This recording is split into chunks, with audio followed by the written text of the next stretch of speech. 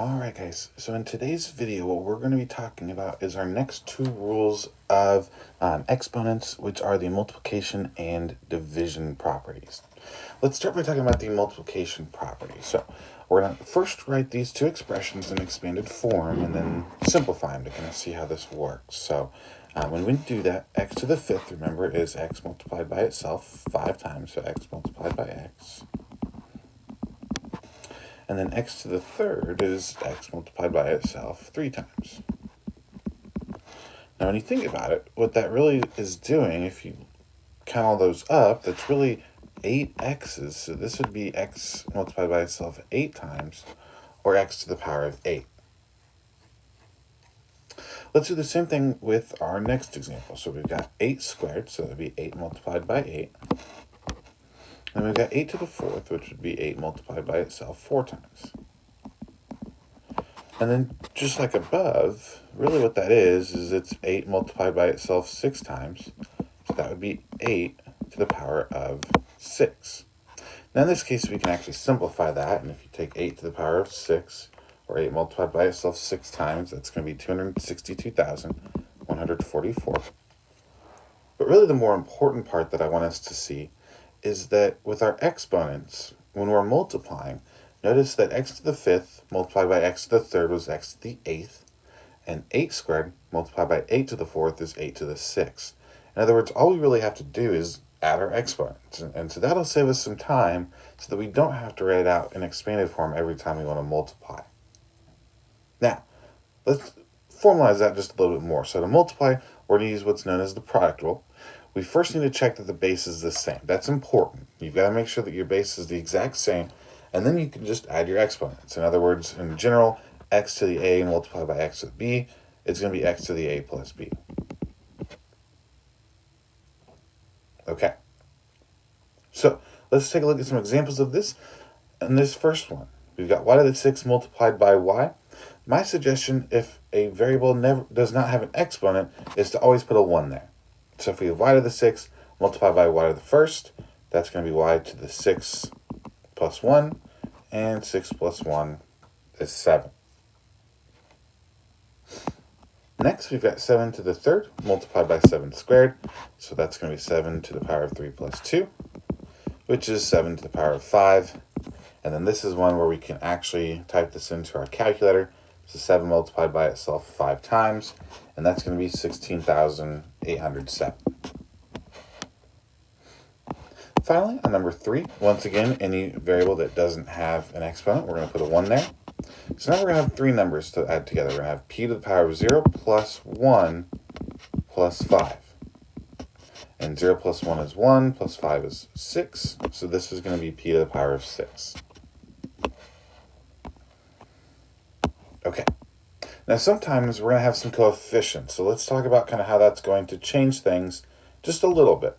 So we're going to write these out in expanded form first, just to kind of see how this works. And then we'll go ahead and continue to use the rule that we saw. So 4x to the power of 6, it's just the x that we're going to write out 6 times. The 4 just happens once. So that would be 4, and then 6 x's. 5x to the fourth, we're going to have the number 5, and then we're going to have x multiplied by itself 4 times, so 4 x's. So really what we've got when you think about it is we've got 4 multiplied by 5, which is 20. And then for x, we just use the same rule. Add up the exponents. 6 plus 4 is 10. So this would become 20x to the 10. Now, if you ever have a variable that's not the same, let's see how that works. So we're going to write out a squared. That would be a times a. Next, we'll write out b to the fourth, so that would be 4b's. And lastly, a to the fifth, so 5a's. Now, some of that we'll be able to put together, like a multiplied by a, and all of these a's give us a total of 7a's, so that would be a to the seventh. And then for b, we just have 4 of those. They have no other variables to combine with, so that would be b to the fourth. In other words, even if they're not right next to each other, we can still combine variables together. Okay, so let's take a look at some examples of this. On this first example, we've got 6z to the fourth multiplied by 4z to the third. We're going to start by multiplying the numbers in front. So if we take 6 multiplied by 4, That's going to be 24. Next, we'll multiply our variables together, so z to the fourth multiplied by z to the third. Remember, we're going to add our exponents. 4 plus 3 is going to be z to the power of 7. Okay. Let's take a look at our next example here. So once again, multiply numbers in front first. 4 multiplied by 3, which is 12. Next, we'll multiply our variables, so c to the third and c to the first. 3 plus 1 is going to be c to the fourth. And then n didn't have anything to combine with, so we'll just leave that separately, and that's going to be n to the fifth at the end. Okay. 2 more examples of this, and then we'll look at our division rule. So once again, we'll do numbers in front first, our coefficients first. So that's just going to be 5 on this next example. Then we'll take z to the fourth plus z to the negative 3. So 4 plus negative 3 is positive 1. And anytime our exponent's a 1, we're just not going to write it. And then finally, we do have y to the power of 2 at the end of that expression. So we're going to have a y squared at the end. All right, one last example for us to look at here. Once again, we're going to start by multiplying any numbers together. So 4 multiplied by 2 is 8. Then we'll go to our first variable, so a to the third and a to the fourth. 3 plus 4 is going to be a to the seventh. Next up is b to the 0 and b to the third. 0 plus 3 is 3. And then finally for c, that's all by itself, so we'll just copy that down at the end. All right, so there's the multiplication rule, or the product property would be the other way to say that. Let's next talk about division. So with division, let's go ahead and write out these in expanded form, kind of like we did before, so we can see what the rule is. And then once we understand what the rule is, we'll be able to just use it for the future. So we've got y to the 8th over y to the 6th. So that would be y multiplied by itself 8 times, 4, 5, 6, 7, and 8. Over y to the 6th, which would be 1, 2, 3, 4, 5, and 6. And then notice that when you do that, there's going to be some things that you can cancel. Like every pair of y's above one another and below one another are going to cancel each other out. And so once you've done that and you've canceled out all of the pairs, you still have 2 y's left in your numerator. So that's going to be y to the power of 2. Let's do the same thing with our next expression. So we've got 3 to the power of 4, so that would be 4 3's in our numerator. And then 3 to the 7th would be 7 3's in our denominator. Once again, we're going to cancel out the pairs. That leaves us with 3 3's in our denominator. So that would be 1 over 3 to the third, which then we could type that into a calculator. 3 multiplied by itself 3 times is going to be 27. So this would become 1 over 27. Remember, another way to think about 1 over 3 to the third is if you moved it to the top, we could use negative exponents and call that 3 to the power of negative 3. So really what's happening, if you look at it, the first one you had y to the 8th over y to the 6th, and you ended up with y squared. For 3 to the 4th over 3 to the 7th, we ended up with 3 to the power of negative 3. And so you can probably already see that the rule is going to be that we subtract. If not, you can kind of think about how this is related to multiplication. Well, division is opposite of multiplication. And so if we were adding before, then the opposite of adding would be to subtract. So that's going to be our rule for our quotient property. So our division property of exponents, to divide powers, we're going to use the quotient property, or the quotient rule. Once again, make sure that the base is the same. And then we're going to subtract our exponents. In other words, x to the power of a over x to the power of b is the same as x to the power of a minus b. Okay, so let's take a look at some examples of this. And really what I like to think about, rather than subtraction, is where do I have more of a variable or a number?